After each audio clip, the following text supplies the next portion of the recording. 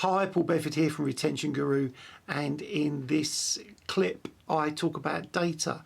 And it was filmed back in 2018, and at the time we had a certain amount of data. Now we're at 5.5 million members from nearly 4,500 clubs in 31 different countries, and we've looked at 71 different aspects of things that could or might contribute to retention.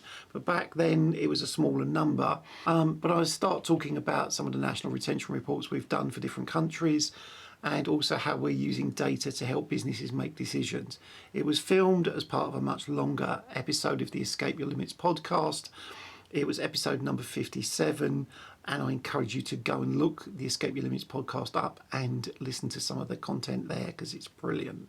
For now, if you've got questions or comments, put them in the box down below. Enjoy the clip, and I look forward to speaking to you soon. So in terms of data, you talked about a lot, and we've not really given scale. So what, in the research you've done, how broad and wide is it to give people an idea that you really know what you're talking about? I'm not saying you don't. That's fine. Okay, myself and my colleague, Dr. Melvin Hilsden, now in the UK, have done 3 national retention reports here in the UK. The last one was 357,000 customers over a 4-year period from 100 different operators. The one we did for North American market was 1.47 million customers over 3 years, and that was USA and Canada. We've done Australia, which was nearly 1 million. I think we were 2,000 customers short of 1 million, over 900 sites. New Zealand, we've done not as many, but we've done that. So we do big scale studies over long periods of time looking at member behaviour. But then also we do a lot of work for individual companies. So we've collaborated with the likes of Anytime Fitness.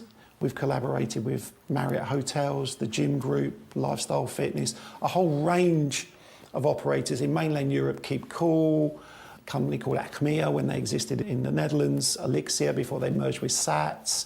So we've now done, I was trying to think of it last week for someone else, I think we've done something close to 4 million member records across something like 40 countries. Yeah, and some of the countries we've only got one club or something really small, but in some of them we've got really vast amounts of data.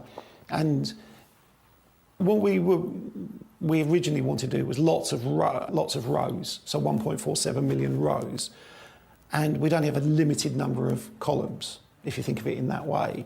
Now what I'm really interested in is how many columns of data can I get? So I'm working with an operator at the moment. We've got 600 columns.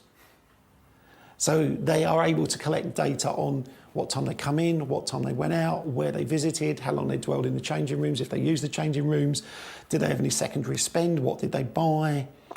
Now all of that can get really noisy, but if you can pick your way through that, there can be some really interesting pieces of information in terms of where you're even going to stand your staff. Because if you can work out where people are at certain times, if you've only got a limited number of staff, you might go at 6 o'clock on a Monday night, you stand there, because 100 people walk past that point in 15 minutes. So rather than go, just walk the gym floor, you won't want them to walk the gym floor, you'll want them there. It's just real specific. Yeah.